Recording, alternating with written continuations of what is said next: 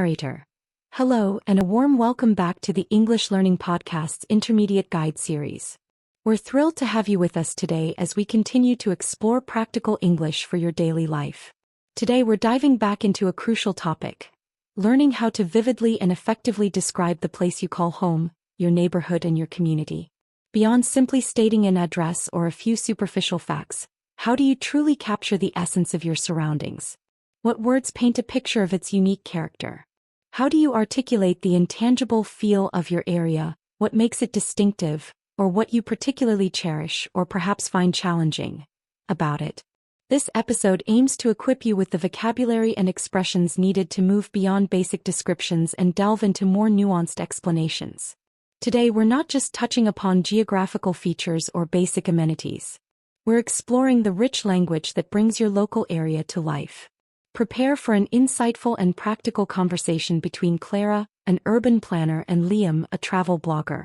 Their dialogue will enhance your English comprehension and vocabulary related to local living and infrastructure, and arm you with invaluable perspectives to confidently and expressively discuss your own unique corner of the world. So, let's explore the ins and outs of describing what truly makes a place home. Clara, Liam, it's a genuine pleasure to finally sit down with you. I've followed your travel blog for years, and your ability to articulate the unique spirit of a place is truly remarkable. I understand you've recently taken up residence in the Riverbend district for your latest project. How are you experiencing the shift, and what are your initial unfiltered observations? Liam, Clara, the pleasure is entirely mine. Your work on sustainable urban spaces has always been a source of inspiration. And yes, Riverbend is proving to be an endlessly fascinating subject for my current project. My initial, overriding impression is its incredible blend of old and new. You have these beautifully preserved Victorian houses right alongside sleek, modern apartment complexes. It feels incredibly dynamic with a palpable energy that's quite captivating. However, I am still very much getting my bearings, trying to understand the ebb and flow of daily life, distinguishing between resident activity and the tourist footfall, and pinpointing the true heart of the local community. Clara, that's a perfect encapsulation of Riverbend's primary allure. It's truly a district undergoing a transformation, yet remarkably retaining its core identity. The challenge, as you aptly note, is navigating that blend to discover its authentic lived-in spaces versus its more transient, visitor-oriented areas. When you're documenting an area for your blog, what specific layers do you peel back to capture its true character beyond the obvious attractions? Are you looking for its economic vitality, its social cohesion, or perhaps its unique architectural narrative? Liam, all of those, to be honest, and more. I strive for a truly immersive, holistic view. I'm meticulously observing the local commerce, the prevalence of independent businesses, artisan workshops, and quirky boutiques, contrasting them with the presence of larger retail chains. This mix often tells a powerful story about the district's economic health and local support. I'm also paying close attention to the social infrastructure, how public spaces are utilized by residents, the presence and vibrancy of community centers, libraries, local farmers markets, or even just popular benches where people gather. The architectural narrative is undeniably rich here. The way different eras of building design coexist, sometimes harmoniously, sometimes strikingly. What I'm finding particularly compelling in Riverbend is the stark difference between the daytime hustle and bustle, particularly along the riverfront, and the much quieter, almost serene atmosphere in the residential pockets in the evenings when residents truly reclaim their spaces. Are there any particular civic engagement initiatives or distinctive annual traditions that truly define Riverbend beyond its aesthetic and recreational draws? Clam, you've touched upon some truly insightful points, Liam. The balance between recreational use of the riverfront and genuine local life is a constant, evolving dynamic here. While it's certainly a draw for tourists and weekend visitors, Riverbend has a remarkably strong civic identity and an engaged citizenry. For instance, there's a highly influential Riverbend Revitalization Committee that actively champions sustainable development, preservation of green corridors, and support for local artists. They frequently organize urban gardening projects, river cleanup drives, and even public art installations that reflect the community's values. We also have a very popular annual Riverbend Arts and Crafts Fair, which is a vibrant celebration of local talent, featuring live music, food vendors, and workshops. It genuinely fosters a deep sense of collective ownership and pride of place among the residents. From your perspective, how does the urban planning here, particularly the interplay of green spaces, waterways, and built structures, influence daily life and social interaction? Liam, that's a fascinating question, Clara, and something I always try to decipher for my audience. In Riverbend, the deliberate integration of the river and its extensive network of walking and cycling paths is paramount. These linear green spaces act as natural social arteries, encouraging active lifestyles and facilitating chance encounters. The presence of numerous small plazas, riverside cafes with outdoor seating, and public seating areas means people are naturally inclined to linger, to observe, and to engage in spontaneous conversations. This kind of pedestrian-friendly, environmentally conscious design creates a very different kind of urban experience compared to a more sprawling, car-dominated neighborhood. It arguably fosters a greater sense of well-being and interconnectedness. Conversely, it might present challenges in terms of managing seasonal flooding risks or balancing ecological preservation with urban development. Have you observed how the demographic shifts over the years have specifically impacted the ingrained community spirit you mentioned? Clara, absolutely. The demographics of Riverbend have undergone significant transformation. Historically, it was a working-class district with a stable, long-established population. However, in recent decades, due to its appealing green spaces and revitalized riverfront, we've witnessed a considerable influx of younger families, creative professionals, and environmentally conscious individuals.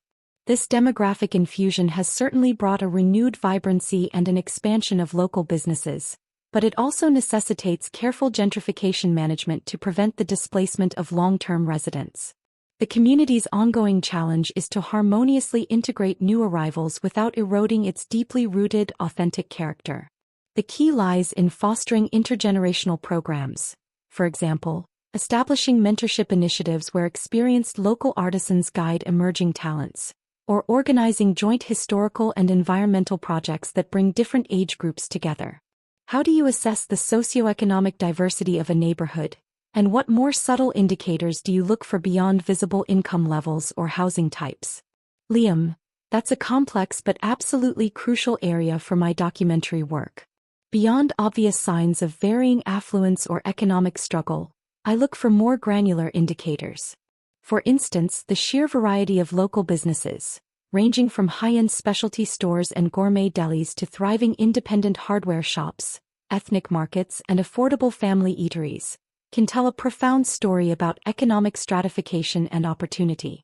The presence of diverse educational institutions, publicly accessible arts programs, and varied healthcare services speaks volumes about resource distribution.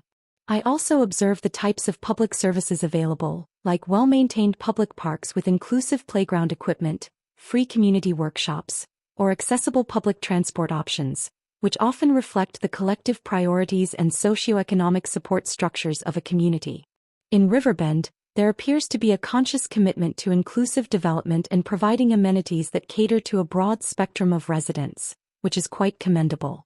Are there any pressing long-term concerns or future developmental challenges that the residents and planners of Riverbend are currently grappling with or anticipating?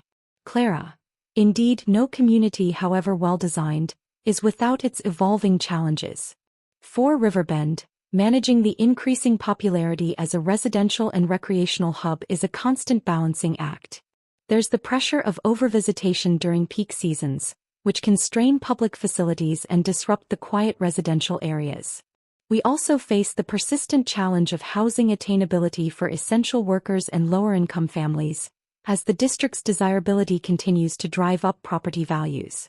Comprehensive efforts are underway to implement intelligent traffic management systems, develop multimodal transport hubs, and explore innovative mixed-income housing models that are architecturally sympathetic to the existing fabric. Furthermore, given its proximity to the river, adapting to future climate change impacts, such as more intense rainfall events and ensuring robust flood defenses, is a critical ongoing priority. How do you feel the sense of place in Riverbend is communicated, not just through its tangible physical attributes, but through its sounds, its unique aromas, and its intrinsic daily rhythms? Liam, that's a truly profound question, Clara, and something I strive to capture with every frame. The auditory tapestry of Riverbend is incredibly distinct.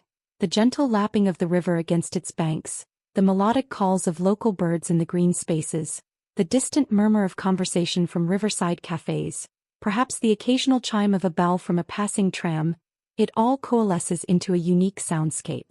The olfactory experience is equally rich and evocative. The fresh, earthy scent after a morning rain in the parks, the aroma of freshly roasted coffee from the local roastery, the occasional sweet fragrance of blooming flowers from private gardens, or the inviting scent of diverse cuisines wafting from restaurants. And the rhythms, the early morning quiet punctuated by the soft sounds of joggers, the midday flow of parents with strollers, the vibrant evening as people gather for walks or outdoor dining. These sensory details, these subtle cues, are absolutely crucial for building an authentic and deeply felt sense of place. It's not merely what you see, it's what you hear, what you smell, and how you instinctively feel the distinct pace and character of life. From your urban planning perspective, how vital is the active participation of residents in both shaping and meticulously maintaining this sense of place over time? Clara, it is absolutely paramount, Liam. A sense of place is never static. It is a living, breathing entity, continuously co-created and recreated by the very people who inhabit it. Without active, sustained resident participation, a neighborhood risks becoming a mere collection of buildings or a curated tourist attraction devoid of genuine life. When residents proactively engage in local governance, volunteer for community cleanups, join neighborhood watch programs, patronize local, independent businesses, or even simply gather in local parks, they are actively investing their time and energy into their shared environment. This collective ownership fosters immense civic pride and serves as a powerful safeguard, ensuring that decisions about the neighborhood's future authentically reflect the evolving needs, cherished values, and collective aspirations of its diverse inhabitants. It's fundamentally about empowering individuals to be active stewards of their locale, rather than passive consumers of a predetermined environment. Are there specific communication channels or community platforms that you've noticed are particularly effective in Riverbend for facilitating this robust and ongoing engagement? Liam, I've observed a sophisticated blend of traditional, grassroots methods and cutting-edge digital platforms. There's a highly visible public notice board outside the main community center, consistently updated with flyers for local events, public consultations, and volunteer opportunities. But perhaps even more impactful, there are several hyperlocal digital forums and dedicated social media groups. These seem to serve as the primary conduits for instant information sharing, organizing impromptu gatherings, coordinating emergency responses, and even initiating local campaigns. It's where neighbors can quickly exchange recommendations for local services, alert each other to immediate issues, or even organize a casual weekend potluck. This digital interconnectedness appears to have significantly deepened the social bonds, particularly among newer residents and those with busy schedules. Have you observed similar trends in other communities, where digital platforms are becoming equally, if not more, influential than traditional physical meeting spaces for fostering community? Clara, absolutely. The trend is unequivocal across the vast majority of urban and even many suburban environments. Digital platforms have truly revolutionized community connectivity. They have effectively dissolved geographical barriers within a neighborhood, enabling residents who might never physically cross paths to interact, collaborate, and organize with unprecedented ease. They are particularly effective for the rapid dissemination of vital information and for mobilizing swift collective action during emergencies or for specific campaigns. However, the critical challenge lies in ensuring digital inclusivity, meticulously making sure that older residents, individuals with limited technological literacy, or those without consistent internet access are not inadvertently excluded from crucial communications and opportunities for engagement. Many of the most successful and resilient communities I've studied wisely employ a hybrid approach, diligently maintaining both vibrant online forums and traditional channels like printed newsletters, accessible community meetings, and even door-to-door outreach to ensure every single resident has a genuine voice and feels connected. It's fundamentally about leveraging technology as a powerful tool while still profoundly valuing and nurturing face-to-face interaction and tangible community presence. How do you believe the cultural diversity of a neighborhood impacts its overall character and inherent resilience in the face of change? Liam, that's a truly profound question, Clara, and one that is central to the narratives I seek to explore in my work. Cultural diversity, in my extensive experience, enriches a neighborhood beyond measure. It introduces a magnificent mosaic of perspectives, ancient traditions, innovative cuisines, and varied artistic expressions. This incredible amalgamation can manifest in countless vibrant ways: bustling street festivals celebrating different heritage days, a wider and more authentic array of restaurants representing global flavors, specialized shops offering unique goods, and multilingual community services that cater to everyone. It inherently fosters a greater sense of tolerance, understanding, and mutual respect among residents, which in turn renders the community far more resilient to external social or economic pressures. Diverse communities often possess an innate capacity for innovation, creativity, and rapid adaptation precisely because they can draw upon a broader, deeper pool of ideas, problem-solving approaches, and lived experiences.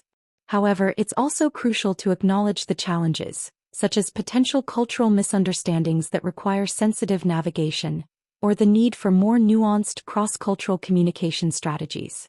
In Riverbend, the dynamic blend of long-term residents and new arrivals from various backgrounds unmistakably contributes to its vibrant, continuously evolving character and its undeniable allure. From a sociological standpoint, how do you define a truly thriving community, and what are the most critical, often overlooked indicators of its health and vitality? Clara, a truly thriving community, Liam, in its fullest sociological sense, is one that masterfully exhibits strong social cohesion, robust economic vitality, and profound environmental sustainability, all while possessing an intrinsic capacity for adaptability and unwavering inclusivity. Key indicators extend far beyond mere statistics. They include high levels of civic engagement, where residents actively, not passively, participate in local decision-making processes and enthusiastically volunteer their time and skills. Economically, a thriving community boasts a diverse, resilient local economy with ample opportunities for gainful employment, fostering a healthy ecosystem of thriving local businesses, both small and large. Environmentally, it conscientiously prioritizes the preservation and creation of green spaces, champions sustainable practices in all aspects of daily life, and ensures access to clean air and pristine water for all its inhabitants. But crucially, beyond these quantifiable metrics lie the intangible qualitative elements: a pervasive sense of belonging among all residents, a deeply ingrained culture of mutual support during times of need, an exceptionally high degree of social trust between neighbors and local institutions, and a genuinely shared, optimistic vision for the collective future. It's a place where people not only coexist but genuinely connect, collaborate, and truly flourish in every sense of the word. What about the concept of placemaking from your creative perspective? How do communities consciously or even unconsciously create those enchanting spaces that nurture this thriving environment and unique identity? Liam, placemaking is a concept I deeply resonate with and explore extensively in my visual narratives. From a creative lens, it's not just about constructing physical spaces, but about intentionally transforming public areas into vibrant, emotionally resonant places that actively foster community interaction, strengthen local identity, and enhance collective well-being. It's far more than just building a park. It's about designing a park that incorporates a thriving community garden, a designated performance area for local artists, or intriguing interactive art installations that subtly invite people to linger, engage, and connect with each other. It inherently involves understanding the profound local narrative, the history, the people, the aspirations, and artfully reflecting it within the physical environment. Even seemingly simple elements like thoughtfully placed benches, aesthetically pleasing lighting, bold and expressive murals, or even temporary, dynamic installations can powerfully encourage people to reclaim public spaces, transforming them from mere transit zones into true, cherished gathering points. Often, the most genuinely effective placemaking initiatives are those that are grassroots-driven, organically emerging from the community's authentic needs, collective desires, and shared dreams, rather than being imposed from an external authority. Riverbend, with its carefully revitalized courtyards and charming tucked-away cafes, offers numerous exemplary instances of this thoughtful placemaking.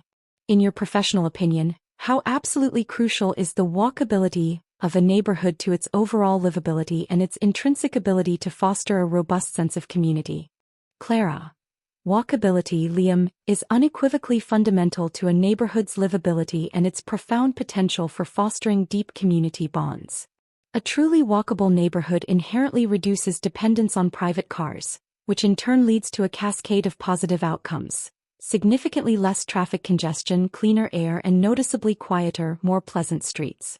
More importantly, it actively promotes incidental encounters, those delightful, unplanned moments of connection, like bumping into a neighbor at the local grocery store, pausing for a friendly chat while walking the dog, or simply observing children happily playing in local parks. These seemingly small, spontaneous interactions are, in fact, the crucial building blocks of social capital and powerfully strengthen existing community bonds. A walkable neighborhood also instinctively encourages a healthier, more active lifestyle and can significantly boost local businesses by increasing vital foot traffic and encouraging local patronage. It cultivates a more human-scaled environment, where individuals feel intimately connected to their immediate surroundings and to each other. Conversely, a heavily car-dependent neighborhood often leads to increased social isolation, a fragmentation of local networks, and a perceptibly diminished sense of collective identity. So yes, walkability is not merely crucial. It is absolutely paramount for a vibrant, thriving community. How do you think the dominant architectural styles within a neighborhood profoundly contribute to its unique character and the silent stories it tells to both residents and visitors? Liam. Architecture, Clara, is arguably the most enduring and powerful visual storyteller a neighborhood possesses. In Riverbend, for instance, the captivating juxtaposition of meticulously preserved colonial-era buildings, elegant Victorian townhouses, and even the stark, functional lines of some mid-20th century brutalist structures. Each distinct style quite literally tells a different chapter of the city's multifaceted growth, its evolving aesthetic preferences, and its historical priorities. The specific facades, the choice of materials, the intricate historical details, and the overall scale of the buildings collectively convey a profound sense of permanence, heritage, and continuity. Even the apparent absence of a distinct architectural style, or conversely, the presence of rapid, uniform, and generic development, often tells a significant story about underlying economic pressures, prevailing planning philosophies, or even periods of unchecked growth. Architecture has an incredible capacity to evoke specific feelings. A street lined with cozy, traditional brick houses might immediately feel warm, inviting, and safe, while a district dominated by sleek, towering glass high-rises might project an image of ambition, modernity, or perhaps even a sense of anonymity and detachment. It fundamentally defines the very streetscape, impacts the penetration of natural light and influences pedestrian flow, and subtly shapes how individuals perceive and interact with the physical space around them. It is, in essence, a silent yet incredibly resonant, constant narrative. From your sociological perspective, how does a community successfully manage the incredibly delicate balance between preserving its cherished traditions and simultaneously embracing necessary modernity in its ongoing development, especially in a historically rich place like Riverbend? Clara. That balance, Liam, is perhaps the most intricate and critical dance any established historically rich community performs.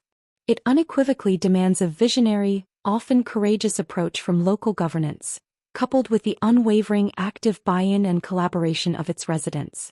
On one hand, preserving tradition inherently means safeguarding the architectural integrity that defines a place, protecting the invaluable cultural narratives, and maintaining the established ways of life that collectively grant a community its utterly unique identity. This often necessitates the implementation of stringent zoning laws, the establishment of robust heritage protection orders, and the initiation of enthusiastic community-led conservation and restoration efforts. On the other hand, embracing modernity implies allowing for essential infrastructure upgrades, actively supporting innovative contemporary businesses, and thoughtfully accommodating the constantly evolving needs of a diverse and growing population, which might, in turn, demand the introduction of new housing typologies, advanced public transit solutions, or modern recreational amenities. The overarching principle is symbiotic development, a meticulous process of ensuring that any new additions are profoundly respectful of the existing aesthetics, deeply rooted values, and cherished character of the community. This might involve modern architectural interpretations of traditional designs, or the strategic placement of new developments where they demonstrably enhance rather than detract from the established fabric. It's fundamentally about thoughtful evolution, not disruptive revolution, and diligently ensuring that the community's future is robustly built upon, rather than erasing, its rich and profound past. Narrator. What an exceptionally rich and comprehensive conversation between Clara and Liam. They have masterfully peeled back the layers of what it means to describe a neighborhood and community, transcending basic facts to convey the intricate essence, enduring character, and vibrant soul of a place. From exploring the delicate balance between historical preservation and necessary modernization, to dissecting the vital roles of local commerce, public spaces, and digital connectivity, their expansive dialogue has provided an unparalleled blueprint for articulating your own local area with sophistication and depth. Their insights powerfully underscore that understanding a place involves not just its visible features, but its intricate social fabric, its deeply rooted traditions, and its dynamic evolution over time. Now let's reflect on some of the key ideas, advanced vocabulary, and nuanced expressions from their extensive discussion that you can confidently integrate into your own descriptions. Practice session. Expressing yourself.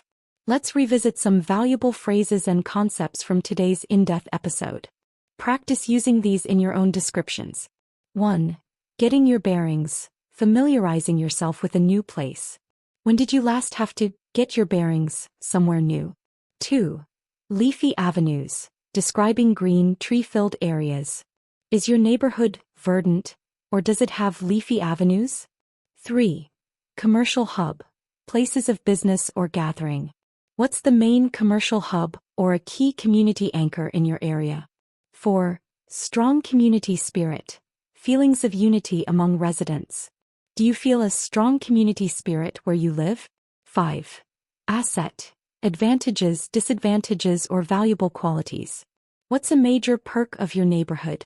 Any drawbacks or significant assets? Narrator. As Clara and Liam so eloquently articulated, describing your neighborhood and community is a powerful and enriching way to practice your English and forge deeper connections with others.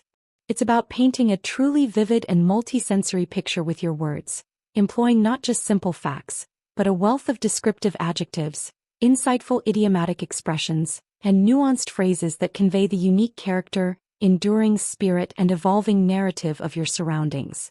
By understanding its tangible attributes, appreciating its unique ambience, and expressing its very essence, you transform a mere location into a compelling and deeply personal story. Remember, every place has an intricate tale to tell, and now you possess the advanced linguistic tools to tell yours with profound confidence, intricate detail, and genuine flair. Until our next illuminating discussion on the English Learning Podcast, keep exploring, keep observing, and keep describing the rich, complex tapestry of the world around you.